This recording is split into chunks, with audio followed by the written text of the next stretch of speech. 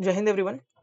So last video में मैंने आपको बताया था कि जो मॉक टेस्ट में आपके मार्क्स कम आते हैं तो आपको उन मार्क्स पे फोकस नहीं करना है और ना ही आपको जो आपकी रैंक आ रही परसेंटाइल आ रही उन सब पे आपको फोकस नहीं करना है, बल्कि ये देखना है कि उस पर्टिकुलर मॉक में आपके स्टैंडर्ड क्वेश्चन कितने आए थे, क्या वो सारे सही है कि नहीं है। उसके अलावा जो क्वेश्चन गलत होते हैं, अभी जैसे मैं आपको दिखाऊंगा आगे वीडियो में कि कैसे एब्सर्ड क्वेश्चंस आते हैं। अगर वो एब्सर्ड क्वेश्चन आप स्किप भी कर दोगे, अगर मान लो गलत भी कर देते हो किसी कारणवश, अगर मान लो आप हाई अटेम्प्ट रखते हो, देखो दो तरीके की स्ट्रेटजी होती है पेपर अटेम्प्ट करने की। एक होता है कि अटेम्प्ट आप हाई करते हो और ऐसे करके चलते हो कि जो आपके अगर रॉन्ग क्वेश्चंस होंगे ना तो लास्ट में जीरो सम हो जाए। ठीक है, ये टेक्निक ये होती है। मान लो आपने 8 क्वेश्चन करे, ठीक है, उन 8 में से 6 क्वेश्चन आपके गलत हो गए और 2 क्वेश्चन सही हो गए, तो आपका ये जीरो सम हो गया। मतलब एट द एंड आपको जीरो कुछ भी नहीं मिलेगा। मतलब आपका किसी भी हालत में माइनस में नहीं जाना चाहिए। जब 1/3 नेगेटिव होती है तो ये टेक्निक यूज करते हैं हम लोग। जब 1/4 नेगेटिव होती है तो उसमें हम एक भी क्वेश्चन नहीं छोड़ते हैं। बिकॉज 4 में से अगर एक भी सही हो गया, मतलब 5 क्वेश्चन अटेम्प्ट करे, अगर एक भी सही हो गया उसमें से तो जीरो सम हो जाएगा। यहाँ पर 4 क्वेश्चन पे जीरो सम होता है और अगर एक से ज्यादा सही हो गया तो आपको प्रॉफिट हो जाएगा। ठीक है, लेकिन 1/3 वाली नेगेटिव में आपको सलाह नहीं देता जब तक आपकी बहुत ही अच्छी प्रैक्टिस ना हो। बिकॉज मैंने जितने एग्जाम की प्रिपरेशन करी है उन सब में 1/3 ही नेगेटिव होती है। सिविल यूपीएससी जितने एग्जाम कंडक्ट कराती है एनडीए के टाइम से मैं देख रहा हूँ 1/3 ही नेगेटिव होती है सब में।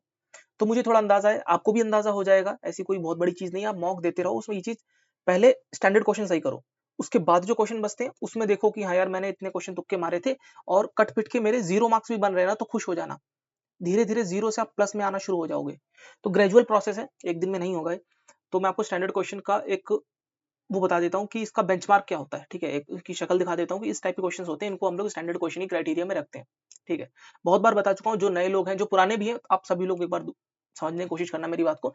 और कल मैंने एक पीडीएफ शेयर करी है टेलीग्राम के ऊपर, जहां पर मैंने आपको ज्योग्राफी की पीडीएफ है और इसमें लगभग मेरे ख्याल से 900 क्वेश्चंस थे। इन 900 क्वेश्चंस को मैंने बहुत पहले गो थ्रू करा था और काफी समय भी लगा था इसमें। और इन 900 क्वेश्चन में से आई गेस 200 क्वेश्चंस या 250 क्वेश्चंस होंगे जो मैंने इसमें मार्क करे, जो आपको बिल्कुल बाय हार्ट करने, रिपीट होने के बहुत हाई चांसेस हैं इनके। ठीक है, अभी रिसेंटली में जो पोस्ट फेज हुआ है उसमें भी काफी क्वेश्चन देखने को मिले ज्योग्राफी में जो बिल्कुल रिपीट हुए सेम। अभी आपको सीजीएल की आंसर की आ जाएगी कुछ दिनों में, तो उसमें भी देख लेना कि अभी इनका महत्व जो है वो कम नहीं हुआ है। पिनाकल की जो प्रीवियस ईयर वाली बुक आती है ना उसका। कुछ लोग कह रहे थे कि हमारे पास बुक नहीं है, तो मैंने ये पिनाकल की जो पूरी पीडीएफ है फ्री ऑफ कॉस्ट मैंने आपको टेलीग्राम के ऊपर शेयर कर रखी है। आप लोग वहां पर जाकर डाउनलोड कर सकते हो। पिनाकल जीएस ब्रोकन के नाम से इसका नाम है। आप लोग जाके फाइल्स में सर्च करना, मिल जाएगी। ठीक है, अभी खरीदने का समय, अगर आपके पास पैसे हैं, आपका मन है तो आप खरीद सकते हो, अदरवाइज आप इससे भी काम चला सकते हो। ठीक है, अब हम लोग मेन मुद्दे पे आते हैं। ऐसे मैंने एक प्रीवियस ईयर का पेपर का, मैंने 2024 का पेपर है उसको मैंने उठाया और उसमें से आपको समझाने की मैं कोशिश करता हूँ कि कैसे क्वेश्चन आपके सामने 25 आएंगे। एक छोटी बात और आपको समझनी पड़ेगी, पहले बिल्कुल ध्यान से मेरी बात समझना। यहाँ पर क्वेश्चन ऐसे बल्क में नहीं है कि अरे ठीक है क्वेश्चन आया छोड़ो आगे बढ़ो मूव ऑन करो, ऐसे सब कुछ नहीं। ये 25 क्वेश्चन बिल्कुल हीरे मोती की तरह आपको देखने हैं, बिकॉज यही क्वेश्चन है यार। यही 25 क्वेश्चन है जीएस में, यही क्वेश्चन है इंग्लिश में, ये बहुत मैटर करते हैं। ठीक है, मतलब ऐसे क्या बोलते हैं उसको, थोक के भाव में नहीं है कि आपको ठीक है यार अगले क्वेश्चन पे स्किप करो, अगले पे जंप करो। आपको हर एक क्वेश्चन को बराबर तवज्जो देनी है। मैं हमेशा बोलता हूँ कि इन 50 क्वेश्चन को जीना है, तो हर एक क्वेश्चन को ध्यान से देखो पहले। ठीक है, अभी मैं आपको दिखाता हूँ स्टैंडर्ड क्वेश्चन कैसे होते हैं। ये क्वेश्चन है, जैसे मैं रिकॉल कर पा रहा था कि कोई विजयनगर एम्पायर के दरमियान कोई पोर्चुगीज ट्रेवलर आया था कृष्ण देवा राया के टाइम पे, तो कौन था। अब प्राइमा फेस से देखूंगा तो मुझे निकोला जो करके नाम आएगा, ये मैंने काफी सुना सुना लग रहा है, तो मैं इस पे भी टिक मार सकता हूँ। तो मैं इसको अपनी नॉलेज से तो नहीं कर पा रहा हूँ। ठीक है, हो सकता है कुछ लोग कर लेंगे, तो मैं फिलहाल इसको स्किप कर दूंगा या फिर मार्क फॉर रिव्यू कर दूंगा। आगे बढ़ते हैं हम लोग।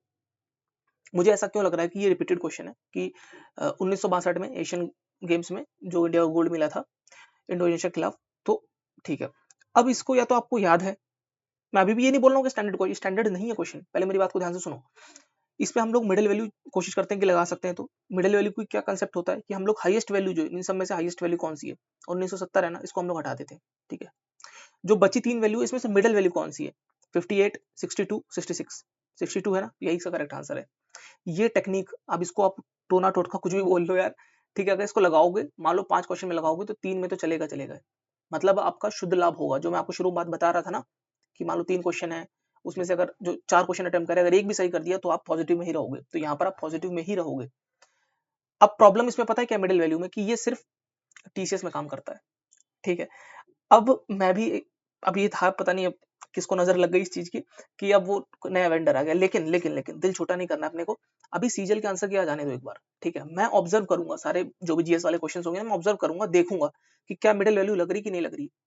ऐसा नहीं कि टीसीएस ऐसा करता है, मोस्ट ऑफ द एग्जामिनर जो है वो ऐसे ही क्वेश्चन सेट करते हैं, सोचते हैं हाई वैल्यू दे दो, फिर उसमें आप समझ पा रहे हो, अगर आपको मैं क्वेश्चन बनाने को दे दूं तो आप भी यही फंडा अपनाओगे।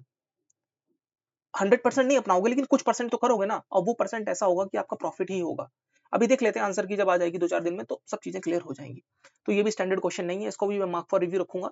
तो एस माने स्किप कर देते हैं, ठीक है। आगे देखते हैं, अभी कुछ भी नहीं, तीसरे क्वेश्चन पे आ रहे हैं। बिल्कुल ठंडे दिमाग से काम करना है। अगर आपने मॉडर्न हिस्ट्री सही से पढ़ी होगी तो आपको पता होगा जब बंगाल का पार्टीशन करा था लॉर्ड कर्जन ने, तो उसने बोला था कि मतलब अलग करा था, तो लोगों ने एक मुहिम चलाई थी कि हिंदू और मुस्लिम एकता के लिए मतलब आपस में राखी बांधी गई थी। बिल्कुल क्लियर कर लिखी, आसान सी बात है। तो आसान सा क्वेश्चन है, ये है स्टैंडर्ड क्वेश्चन, ठीक है। ये है स्टैंडर्ड क्वेश्चन, आसान। स्टैंडर्ड का मतलब ये नहीं होता क्वेश्चन आसान है टफ है, स्टैंडर्ड मतलब कि ये आमतौर पर आप अपनी किताबों में पढ़ते हो, ठीक है। तो पहला क्वेश्चन आ गया स्टैंडर्ड का। दूसरा क्वेश्चन देखते हैं, सेकुलर वर्ड जो है पहले से अमेंडमेंट में डाला गया, बहुत बार रिपीटेड क्वेश्चन है, स्टैंडर्ड क्वेश्चन है। दूसरा क्वेश्चन, रवि के कौन सी क्रॉप है इनमें से। अच्छा, एक दिक्कत ये हो सकती है, अभी मैं आपको अपनी ज्योग्राफी के नोट शेयर करूंगा। अभी बाकी क्रॉप्स में राइस तो चलो आप खरीफ होता है हटा दोगे, लेकिन आप मक्के और सोयाबीन में कंफ्यूज हो जाओगे कि रबी होती कि नहीं होती। तो इसका ना एक एक क्या होता है, इसको क्या बोलते हैं उसको यार, एक्रोनिम। एक एक्रोनिम बना के मैंने अपने नोट्स में लिख रखा है, मैं आपको दिखा दूंगा तो उससे याद कर लेना। क्योंकि सिर्फ गेहूं और ये जो धान है सिर्फ यही फसलें नहीं होती, और भी फसलें होती है रबी और खरीफ की, तो उनको भी याद करके चलना है। स्टैंडर्ड क्वेश्चन अगेन आसान था तो हम लोगों ने कर लिया। तीसरा क्वेश्चन, अभी बोल रहे कि अरिस्टोटल ने कैसे क्लासिफाई करा था एनिमल्स को। इकोलॉजी के जो मेरे नोट्स हैं उनमें ये इसका तो कोई जिक्र है नहीं, मेरे नोट्स में तो है नहीं। और मैंने नोट शंकर आईएएस के एक बुक आती है उससे बनाए थे। और रोमन सैनी सर जो अनअकैडमी के फाउंडर है, उन्होंने भी मेरे ख्याल से 7-8 वीडियोज अपलोड करी थी स्टार्टिंग के टाइम पे, मैंने उससे पढ़ के नोट्स बनाए थे। हो सकता है कि लूसेंट में गिवन हो या प्रीवियस ईयर पेपर में गिवन हो, मतलब ये जो जीएस वाली है ना इसमें शायद गिवन हो, बट मैंने अभी देखा नहीं इसको, तो मैं कुछ कमेंट नहीं करूंगा, तो फिलहाल के लिए मैं स्किप ही कर देता हूँ। ये क्वेश्चन है सोनोवाल साहब, देखो लेटेस्ट में जो कैबिनेट मंत्री हैं, राज्यवाजी के छोड़ो, जो यूनियन मिनिस्टर्स हैं मेन मेन, आप उन सबको पता होना चाहिए, ठीक है। कौन किनको क्या पोर्टफोलियो मिला हुआ है, तो इसको मैं आसान क्वेश्चन ही बोलूंगा। फोर्थ क्वेश्चन आसान वाला, टिपिकल क्वेश्चन, करंट अफेयर्स का भी बोल सकते हो आप। बहुत से लोग करंट अफेयर्स का पूछते हैं, क्योंकि मेरे पास कमेंट्स आते रहते हैं करंट अफेयर्स के लिए क्या करें क्या करें। देखो करंट अफेयर्स के लिए ना मेरा सीधा फंडा है कि मैं चीजें कम करूंगा और उस पर मैं बेट लगा दूंगा, क्योंकि करंट अफेयर आपको ही पता है यार, जीएस से ज्यादा करंट अफेयर है, ठीक है। क्योंकि current affair you know very well कि यार कोई लिमिट नहीं है कि 2 साल 4 साल 5 साल कितना भी पीछे का पूछ लेते हैं। और दूसरी बात कि जीएस की तो सीमा है ना यार, कि इसमें हाँ यार ये स्टैंडर्ड चीज पढ़ लो, करंट अफेयर में कुछ स्टैंडर्ड है ही नहीं। लेकिन उसमें से हम कुछ स्टैंडर्ड कर सकते हैं, मैं भी टॉपिक फिगर आउट कर रहा हूँ धीरे धीरे, मैं आपको पूरी लिस्ट बना के दे दूंगा। फिर आप किसी भी रिसोर्स से, कोई कहता है स्पीडी पढ़ रहे हैं, कोई कह रहे हैं पढ़, कुछ भी पढ़ लो, लेकिन उन टॉपिक्स को उस जगह से कवर कर लो। शुभम जैन सर आरबी उनका चैनल है, उनके टेलीग्राम पे भी आती है रिवोल्यूशनरी करंट अफेयर्स के नाम से, कहीं से भी कर लो, बस उन टॉपिक्स को कर लेना। जैसे नोबेल प्राइज हो गए, जैसे कि करंट मिनिस्टर्स का पोर्टफोलियो क्या है। लास्ट ईयर पता क्या हुआ था कि ना कुछ लोग यूट्यूब के ऊपर जैसे chief minister, deputy chief minister भी पूछ रहे थे ये लोग एग्जाम में, तो वो कह रहे थे कि जिन जिन स्टेट में डेप्यूटी चीफ मिनिस्टर है वो याद कर लो, स्टेट के गवर्नर याद कर लो। अरे यार आप क्या क्या याद करोगे, चीफ मिनिस्टर याद हो जाए सारे वही बड़ी बात है, ठीक है। 28 स्टेट्स के, उसके बाद ये यूनियन मिनिस्टर्स याद हो जाए यही बड़ी बात है। अब फिर गवर्नर याद करो, फिर ऐसे तो बोलोगे कि फिर वाइस चांसलर भी याद करने लग जाओ उनकी यूनिवर्सिटीज के, तो ये सब कोई जचने वाली बात नहीं। हम लोग सिर्फ वो करेंगे जो आने के चांसेस हैं और अच्छे से करेंगे बाय हार्ट। अगर वो क्वेश्चन आ गया तो हम कर लेंगे, अगर नहीं आया तो फिर वो गया भाड़ में, क्योंकि 2-3 क्वेश्चन ही आएंगे करंट अफेयर्स के, तो कहीं ना कहीं हमको ट्रेड ऑफ करना ही पड़ेगा। खैर आगे बढ़ते हैं, काफी लंबी वीडियो हो जाएगी अदरवाइज। ये क्वेश्चन भाई मुझे तो समझ आ नहीं रहा है, तो मैं इसको स्किप ही करूंगा फिलहाल। अब देखो यार, ऐसा क्वेश्चन मेरे सामने एग्जाम में आ जाता तो मुझे नहीं पता कि कितने कितने हाइट पे जो उसका क्या बोलते हैं उसको, नेट जो है उसका कितने ऊपर लगाया जाता है बैडमिंटन का, मुझे नहीं पता। लेकिन मुझे मिडिल वैल्यू थ्योरम पता है, ठीक है। तो मैं हाईएस्ट वैल्यू जो कि 6 फीट है वो हटा दूंगा, इन बची में से मिडिल वैल्यू ले लूंगा 3, ठीक है। तो ठीक है, इसको भी चलो कंसीडर नहीं करते, हटाओ स्किप करते हैं, लेकिन आंसर तो पता चल गया ना, ठीक है। ऊपर वाला तो मैंने शायद इंक्लूड नहीं करा ना, हाँ नहीं करा, इसको भी स्किप ही करा है मैंने। अभी और देखते हैं हम लोग। ये कह रहे हैं कि गवर्नर जो है अगर वो अपने ऑफिस में जाता है तो ओथ जो है उसको कौन दिलाता है। तो अगर आपको यहाँ पे देखो, यहाँ फंडामेंटल अंडरस्टैंडिंग बहुत जरूरी है। अगर आप सोच रहे हो कि उसको चीफ मिनिस्टर दिलाता है तो वो तो कोई बच्चा बच्चा उसको इग्नोर कर देगा, प्रेसिडेंट भी नहीं दिलाता। अब इधर कंफ्यूज हो सकते हो कि हाई कोर्ट या फिर चीफ जस्टिस ऑफ इंडिया, तो अगेन हाई कोर्ट का जो मुख्य न्यायाधीश होते हैं वही दिलाते हैं। तो आसान क्वेश्चन, ये तो मेरे ख्याल से हो गया 6th क्वेश्चन। टुंगा एंड भद्रा, ये मैंने आपको अपने नोट्स भी मैंने शेयर करे थे रिवर वाले, ठीक है। आप देख लेना, टेलीग्राम पे पड़े होंगे जीएस वाले, मतलब ज्योग्राफी के, तो उसमें एक गिवन है, आसान क्वेश्चन है, स्टैंडर्ड ये होता है स्टैंडर्ड कि आपको रिवर की ट्रिब्यूटरीज पता होनी चाहिए, जो फेमस फेमस रिवर्स है, बड़ी बड़ी। ऐसे तो छोटे नदी नाले बहुत है इंडिया में, उनके नहीं याद करने, ये फेमस रिवर्स है, ठीक है। ये जो पेनिनसुलर रिवर्स है, ये फेमस रिवर्स है। प्रार्थना समाज को तो पता नहीं क्या मोहब्बत है, एसएससी को, टीसीएस को बहुत बार पूछा है, स्टैंडर्ड क्वेश्चन। अच्छा, जो सोशल रिलीजियस जो ऑर्गेनाइजेशंस बनी थी, मैंने आपको शायद मॉडर्न हिस्ट्री के नोट्स भी दे रखे हैं टेलीग्राम के ऊपर ना, ठीक है। तो उसमें मैंने एक पूरी इसकी ना एक लिस्ट बना रखी है, आप देखो जाके एक बार। होता क्या है कि नया नया आता है ना, तो लोग पीछे मुड़ के देखना भूल जाते हैं कि यार पीछे भी कुछ हुआ था, क्योंकि नई नई चीजों का एक वो रहता है, दीवानगी रहती है कि नहीं यार यूट्यूब पे नई वीडियो नया। मैंने आपको 1000 बार बोला नया नहीं पढ़ना है, बिकॉज मैंने मॉडर्न हिस्ट्री के बहुत अच्छे नोट्स दे रखे हैं, बहुत ही बेहतरीन नोट्स हैं, क्योंकि उनके बाहर स्टैंडर्ड चीजें नहीं आती हैं, बहुत थोड़े से नोट्स हैं 20-22 पेज के। तो उसमें एक पूरी बिल्कुल तौर तरीके से रो एंड कॉलम वाइज मैंने टेबल बना के इसको कर रखा है। मैंने तो खैर नहीं बनाया, मैंने एक है इंडियन फॉरेन सर्विस में, उनकी मैंने कॉपी करे थे नोट्स, अभिमन्यु गहलोत सर के, 2015 बैच के हैं वो, तो बहुत अच्छे थे, आप उसको यूज कर सकते हो। स्पेक्ट्रम जो बुक आती है ना राजीव अहीर सर की, उससे वो नोट्स बने, तो अगेन वहां पर गिवन है। ये तो आसान क्वेश्चन है, लेकिन कई बार टफ क्वेश्चन आ जाता है, जैसे मान लो प्रार्थना समाज का आपसे पूछ लेगा कि उसका ऑब्जेक्टिव क्या था, या फिर मान लो उसमें इसके सोशलिस्ट रिफॉर्म ऑर्गेनाइजेशन के अलावा कुछ इंडियन नेशनल कांग्रेस से पहले भी ऑर्गेनाइजेशन बनी थी, तो उनकी ऑब्जेक्टिव्स क्या थे, उनके फाउंडर कौन थे, कहां पर हुआ था, वो सब चीजें वहां पर बड़ी कंपाइल वे में गिवन है, तो आप पढ़ सकते हो। टेम्परेचर इन्वर्जन, ये थोड़ा ना ये कंसेप्चुअल क्वेश्चन है, ये ज्योग्राफी का बड़ा ही कंसेप्चुअल क्वेश्चन है, तो अगर मैं इसको आसान तो नहीं बोलूंगा, लेकिन ये है स्टैंडर्ड क्वेश्चन। अभी जब मैं आपको ज्योग्राफी के नोट्स अपने शेयर करूंगा, तो उसमें कुछ चीजें आपको समझाने की कोशिश करूंगा। तो क्लाइमेटोलॉजी जो है ना, वो बहुत ही कंसेप्चुअल चीज होती है, ठीक है। चलो मैं इसको इंक्लूड नहीं करूं या फिर कर लूं, बिकॉज मुझे तो ये इजी भी लगता है और करा भी हुआ है मैंने, तो चलो नहीं करते हैं इसको, ठीक है, मान के चलते हैं मेजोरिटी ऑफ द लोग नहीं कर पाएंगे। अब ये पूछ रहे हैं कि 2004 में इनको पद्मश्री मिला, तो 2004 का तो मुझे कुछ याद भी नहीं है, और हो सकता है कि इसमें जो स्टैटिक वाली में ये क्वेश्चन आया हो कभी, बट मुझे नहीं पता। लेकिन मैंने आपसे एक बात बोली है, जब मैं पेपर को ऑब्जर्व करता था, तो मैं आपको कुछ हॉट कीवर्ड्स बताता था कि यार ये हॉट कीवर्ड्स होते हैं। जैसे मान लो कहीं कुछ आंसर ना समझ आ रहा हो, तो भरतनाट्यम पे टिक मार दो, ठीक है। अगर पद्मश्री पद्म भूषण में, अगर आपको एग्जाम में, मेरी बात ध्यान से सुनना, अगर पद्मश्री दिया हो, ठीक है, राइटिंग छोड़ो उसको, पद्मश्री, पद्म भूषण और पद्म विभूषण और भारत रत्न, तो पहली प्रायोरिटी भारत रत्न को देनी है, दूसरी प्रायोरिटी पद्मश्री को देनी है, तीसरी प्रायोरिटी विभूषण को देनी है, चौथी प्रायोरिटी पद्म भूषण को देनी है, ठीक है। पहली भारत रत्न को, दूसरी पद्मश्री को, तीसरी विभूषण को, चौथी भूषण को। मतलब ऐसा मान लो, उसे पूछ लेंगे कि इनको क्या दिया गया, अगर भारत रत्न मेंशन नहीं है तो पद्मश्री पे टिक मार देना, ऐसा होता है, मतलब ये मैंने बहुत बार देखा है। अगेन ये तुक्के वाली चीजें हैं, ये श्योरिटी नहीं है, ये स्टैंडर्ड नहीं है, लेकिन ये तुक्के में भी समझ लो, थोड़ा सा कैलकुलेटेड वाली चीजें। अब पद्मश्री पूछा 2004 में, अच्छा एक बात ध्यान रखना, पद्मश्री, पद्म भूषण, पद्म विभूषण, कुछ भी आपको गिवन हो, सबसे पहली प्रेफरेंस आर्ट एंड, मतलब इसको आर्ट एंड क्राफ्ट को इसको देना, आर्ट और म्यूजिक को इसको देना है। तो अगर हम यहाँ पर देखें सिविल सर्विस, मेडिसिन, स्पोर्ट्स, उसके मुताबिक हम लोग आर्ट एंड म्यूजिक को देंगे। ये अगर आपने प्रीवियस ईयर पेपर, इसलिए मैं बोलता हूँ उनको देखा करो, अगर देखे होंगे तो आप समझ जाओगे कि मैं ये बात क्यों बोल रहा हूँ। फिर भी मैं इसको इंक्लूड नहीं करूंगा, मान लो कि आपने इसको स्किप ही कर दिया या गलत कर दिया, जो भी मानना है मान लो। ये तो बहुत ही आसान क्वेश्चन है, इसमें तो ज्यादा मुझे समझाने की आवश्यकता भी नहीं। 9th क्वेश्चन ये हो गया। महाभाष्य किसने लिखा, ये भी बहुत ही आसान क्वेश्चन है, गिवन है आपके लूसेंट में, प्रीवियस ईयर में आया हुआ है। The house of blue mangoes, मुझे नहीं पता भाई। ऑफिशियल 2011 वाली जो सेंसस थी, कौन सी थी, वो 15वीं सेंसस थी, उसमें कुछ भी सोचने की आवश्यकता नहीं है।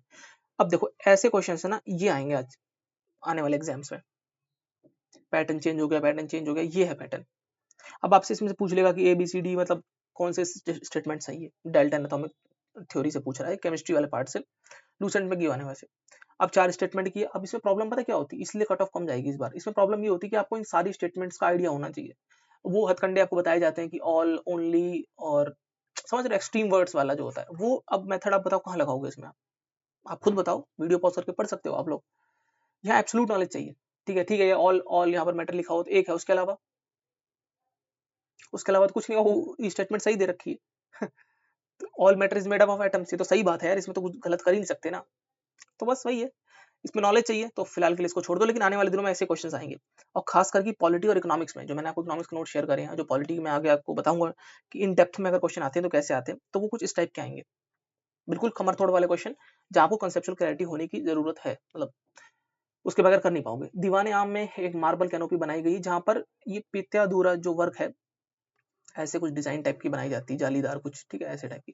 तो यार ये मैंने पढ़ा था ताजमहल में, ठीक है, ताजमहल में डिजाइन, पता नहीं रेड फोर्ट क्यों है, मुझे इस क्वेश्चन पे थोड़ा सा शक है, तो मैं इसको अभी अटेम्प्ट नहीं ही करना चाहता हूँ। हो सकता है कि रेड फोर्ट आंसर हो, लेकिन मैं अगर एग्जाम में होता तो ताजमहल पे टिक मारता, बिकॉज मैंने तो किताबों में ही पढ़ा है। बाकी I don't know. World happiness index में ये कंट्रीज दे रखी हैं, ये हाईएस्ट रैंक तो कोई और देश ने पाई है, ये पूछ रहा है कि इनमें से कौन सी है, तो इनमें से हमको वही दिख रहा है, बाकी सब तो ऐसे ही मतलब लूटे पिटे ही है, तो नेपाली उसमें से थोड़ा ठीक है, अब तो वो भी नहीं बचा खैर। ठीक है, तो 12 इसका आंसर है ये। घिसा पिटा प्रीवियस ईयर का क्वेश्चन, अगर आप इसमें देखोगे ना, अगर इसमें इसमें स्टैटिक जी के वाले में, डांस वाले में, तो इसमें गिवन है। ठीक है, तो ये आसान क्वेश्चन है। रुको मैं दूसरा कलर ले लेता हूँ, जस्ट अ सेकंड। ठीक है, वो थोड़े गले में हॉकर है तो आपको आवाज आ रही होगी, एनीवेज। तो ये आसान क्वेश्चन है। अलाइप्रू, ये कुछ भरतनाट्यम से रिलेटेड होता है, मैं शायद प्रोनाउंसिएशन सही नहीं कर पा रहा हूँ, लेकिन इसमें गिवन होगा, आप कंट्रोल एफ मार के इसमें देख लेना, रिपीटेड क्वेश्चन है। इसको स्टैंडर्ड बोल लो, रिपीटेड बोल लो, मतलब जो प्रीवियस ईयर पेपर में, जैसे मैंने मार्क कर दिया यहाँ पे क्वेश्चन, आप ध्यान से समझना मेरी बात को। ज्योग्राफी में जो क्वेश्चन मैंने मार्क कर दिए, ठीक है, अब ये स्टैंडर्ड क्वेश्चन है, इनको छोड़ के मत जाना किसी भी कीमत पर। और मैंने अपनी बहुत ही जो प्रीवियस ईयर पेपर का एनालिसिस करने के बाद मैंने मार्क करे, अदरवाइज आप मार्क नहीं कर पाते यार, इतना बहुत टाइम लग जाता आपको। ठीक है, आप शायद जहाँ पर जो चीजें ऐड करनी थी वो मैंने यहाँ पे देखो एक्स्ट्रा चीजें भी लिख दी है। ठीक है, जो लिखना था मैंने टाइप करके लिख दिया है, बहुत एफर्ट से मैंने करा है, तो इसको एक बार पढ़ लेना, ज्यादा समय नहीं लगेगा, आपके हार्डली आधा एक घंटा लगेगा, अगर आपकी पढ़ने की स्पीड अच्छी है तो। ठीक है, तो 14 क्वेश्चन ये हो गया। अब ये क्या बोल रहा है भाई, जीडीपी फाइनल गुड्स जो भी है, लेकिन आसानी क्वेश्चन है, मैं इसको पढ़ने में ज्यादा टाइम वेस्ट नहीं करूंगा। इजी क्वेश्चन है। जीडीपी आपको पता होता है ना क्या होता है, फाइनल जो प्रोडक्ट होता है बनता है उस पे, मतलब उसको इंक्लूड करा जाता है कंट्री के अंदर, बात खत्म। प्रोडक्ट पे होता है, ऐसे मान लो, अच्छा एक बात मैं आपको और बता दूं, जैसे मान लो स्टील है, ठीक है, स्टील की आपने मान लो, पहले आपने आयरन ओर से जो है उसका, आपने उसको मेल्ट करा, फिर उसको ब्लास्ट फर्नेस में डाला, स्टील की आपने मान लो शीट्स बना ली, उस शीट से आपने कार बना ली, तो क्या आप ये जो शीट्स बनी है और ये जो कार बनी, इन दोनों को जीडीपी में इंक्लूड करोगे? नहीं, जो फाइनल प्रोडक्ट होता है उसको इंक्लूड करा जाता है। इसीलिए यहाँ पर अगर आप देखोगे तो wheat purchase for making roti in hotel, ये नहीं होगा। ठीक है, जो फाइनल रोटी बन गई उसको इंक्लूड करेंगे यहाँ पर। जस्ट अ सेकंड, क्या पूछ रहा है, जीडीपी के लिए क्या, wheat purchase for making roti in house, ठीक है, wheat purchase for making roti in hotel, tea bags used to make tea in house, tea bags used to make tea house की कैंटीन। क्वेश्चन गलत है, क्वेश्चन ही गलत है, हटाओ ये। ऐसे क्वेश्चन आए थे और काफी क्वेश्चन, ये फाइनल आंसर की नहीं, क्वेश्चन ही गलत है, हटाओ ये, दिस क्वेश्चन इज रॉन्ग। ये करंट का क्वेश्चन है, 15वां नंबर हम इसको देते हैं। तो 15 क्वेश्चन हमने ऐसे देखे, इसमें से 2-3 वाले तो ऐसे थे जिसे हम लोग गैस मार सकते थे। ठीक है, तो 15 क्वेश्चन तो स्टैंडर्ड थे। ये क्वेश्चन गलत है, मैं आपको बता रहा हूँ, बाद में समझा दूंगा कभी आराम से, गलत है क्वेश्चन। ठीक है, 15 क्वेश्चन ये है, और 3 क्वेश्चन ऐसे जो मैं गेस वर्क से मैं आपको बता रहा था। आपको मैं एक बात बताऊं, जैसे कि ना 1/3 नेगेटिव होती है, तो इसका मतलब ये होता है कि अगर आपने एक क्वेश्चन सही करा हो गैस, तो उसमें आप 3 गलत तुक्के मार सकते हो, मतलब इन 3 क्वेश्चन के बिहाफ पे आप 9 क्वेश्चन और कर सकते हो, तब भी आपके 0 ही नंबर रहेंगे। आप समझ रहे हो? तो बस यही है, मतलब 15 में आप नेट में रहोगे, 9 में से अगर आपका मान लो तुक्का लग गया कहीं, तो एक आध क्वेश्चन आपका अगर सही हो गया तो वो आप प्रॉफिट में रहोगे। अदरवाइज 15 क्वेश्चन तो है, 15 क्वेश्चन मोर देन इनफ है भाई, मोर देन इनफ है, सब स्टैंडर्ड सही है। मैंने ऐसे रैंडम पेपर उठाया था, ठीक है, रैंडम पेपर उठाया था, वीडियो काफी लंबी हो गई, अदरवाइज ये 2024 का था, अदरवाइज मैं 2023 का भी आपको करके दिखाता, आने वाली वीडियो में वो भी कर दूंगा मैं, 2023 का, 2022 का, क्योंकि ना 2024 का था ना, ये बड़ा एब्सर्ड पेपर था इस साल का, इसलिए मैंने सोचा कि 2024 से आपको दिखा देता हूँ कि क्या होता है स्टैंडर्ड। स्टैंडर्ड कोई जादू की छड़ी नहीं है, आबराकडाबरा नहीं होगा उसमें। जो आपके पास सीमित किताबें हैं, जैसे लूसेंट है, लूसेंट में भी बहुत सारी फालतू की बोरिंग बोरिंग चीजें लिखी हैं, उन सबको हटा के ये चीजें, जैसे कि अभी 42वां संशोधन यहाँ पे लिखा होगा ऊपर, 42 कॉन्स्टिट्यूशन अमेंडमेंट एक्ट, 42, 44, 91, 91, ठीक है, ये इनमें क्या क्या हुआ ये आपको पता होना चाहिए बस। है घिसा पिटा, वो घिसे पिटे को नहीं सही से कर पाओगे आप, ये प्रॉब्लम है। अरविंद नगाड़िया साहब की कितनी फेमस बुक्स हैं, आपको वो नाम याद है, नहीं याद होंगे तो फिर आप ये याद करने बैठ जाओगे, ये हाउस ऑफ ब्लू मूंग, देवी क्या है, देवी देवीदार, जो भी नाम है इनका, इनके याद करने बैठ जाओ। अरे ये मत याद करो भाई, ये याद नहीं करने, कर सकते हो, टाइम बच जाए तो कोई बात नहीं, अपने बकेट में रख लो अलग से साइड में, नोट्स बना के मिसलेनियस। लेकिन जो स्टैंडर्ड क्वेश्चंस हैं, जो मैंने बताया, अरविंद नगाड़िया हो गए, या फिर आपकी जो भी फेमस फेमस बुक्स होती हैं, बुक्स एंड ऑथर, उनको याद करके जाओ। एग्जाम में भी क्या चल रहा है ट्रेंड फिलहाल, कि ना बुक्स एंड ऑथर्स आ रहे हैं, कुछ तो ऐसे आ रहे हैं जो आपने सुने, कुछ ऐसे आ रहे हैं जो नहीं सुने, तो लोग ना इससे घबरा रहे हैं, जो नहीं आ रहे क्या करें, कौन सी बुक से कर लें, कौन सी वीडियो देख लें। आप इसको तो पहले सही कर लो 100%, इसको सही कर लोगे तो 15 नंबर तो यही बन रहे हैं यार, 15 नंबर चाहिए। आप ये करने जाओगे ना, ये वाले क्वेश्चंस, तो ये 15 नहीं कर पाओगे, फिर आप लटक जाओगे 10-11 पे, फिर बोलोगे कि एग्जाम लक बेस्ड है। बस इससे ज्यादा मुझे कुछ बोलना नहीं है। और इस पीडीएफ को प्लीज आप कर लेना, नीप टाइड, स्प्रिंग टाइड, सब कुछ इसमें गिवन है। बाकी जो मैं नोट्स दूंगा, शायद मैंने ज्योग्राफिक नोट्स आपको शेयर कर रखे हैं, वरना मैं दोबारा स्कैन करके डाल दूंगा टेलीग्राम पे, उसमें चीजें आपको समझ आ जाएगी। अब इकोनॉमी मुझे ये लोगों ने शिकायत करी कि ना जो इकोनॉमी के नोट्स हैं वो समझ नहीं आ रहे, क्योंकि काफी ज्यादा मतलब मुझे भी ऐसा लग रहा था कि समझ नहीं आएंगे, बिकॉज काफी उसमें वैसे हैंड राइटिंग है मेरी, तो हैंड राइटिंग भी गंदी है, ऊपर से वो इतना इकोनॉमी सब्जेक्ट है, वही तो हो गया एक करेला ऊपर से नीम चढ़ा। एक तो मेरी हैंड राइटिंग गंदी, ऊपर से इकोनॉमी सब्जेक्ट वो अपने आप में इतना टफ है। खैर कोई नहीं, मैं इसका सॉल्यूशन निकालूंगा। मैं फ्री हो चुका हूँ, धीरे धीरे रेगुलर वीडियोस मैं ला रहा हूँ back on track. So I hope कि आप इस टॉपिक से समझ पाए होगे। आपके ना अब जब आप मॉक टेस्ट दोगे ना, इन चीजों पे फोकस ज्यादा करना। आप ऐसे लिस्ट बनाने मत बैठ जाना कि अच्छा ये टॉपिक मैंने बताया तो इसकी मैं लिस्ट बनाऊं। लिस्ट मत बनाओ, ये आपके दिमाग में आ जाएगा over the period of time. ये आपके दिमाग में आना चाहिए। मेरे पास कोई लिस्ट थोड़ी, मैं लिस्ट से देख देख के टिक कर रहा हूँ कि ये स्टैंडर्ड है, ये स्टैंडर्ड नहीं है। ऐसे नहीं। आप इसीलिए बोल रहा हूँ कि ये मेहनत मेहनत ये मजदूरी करनी पड़ेगी भाई। ये गधा बोझ वाला काम करना पड़ेगा, जो बहुत से लोग नहीं करेंगे। बस यही डिफरेंस है सिलेक्ट होने वाले और सिलेक्ट ना होने वाले में। तो बस यही, अपना मनोबल बनाए रखो यार, 1 महीने का समय बचा है और किसी भी समय डेट्स आ सकती हैं। एसएससी तो हमको ऐसे अचानक से बोलने के लिए बैठा ही है। बाकी अपनी अपनी मेहनत पे विश्वास रखो, ये मेहनत ही करनी पड़ती है भाई। प्रीवियस पेपर्स बहुत सारे हैं यार, लगभग 200-250 पेपर्स हैं, 25-25 क्वेश्चंस हैं। बहुत हालत खराब होती है, लेकिन जितना हालत खराब करोगे तो the more you sweat in peace the less you bleed in war. मिलते हैं अगली वीडियो में, तब तक के लिए गुड बाय, जय हिंद।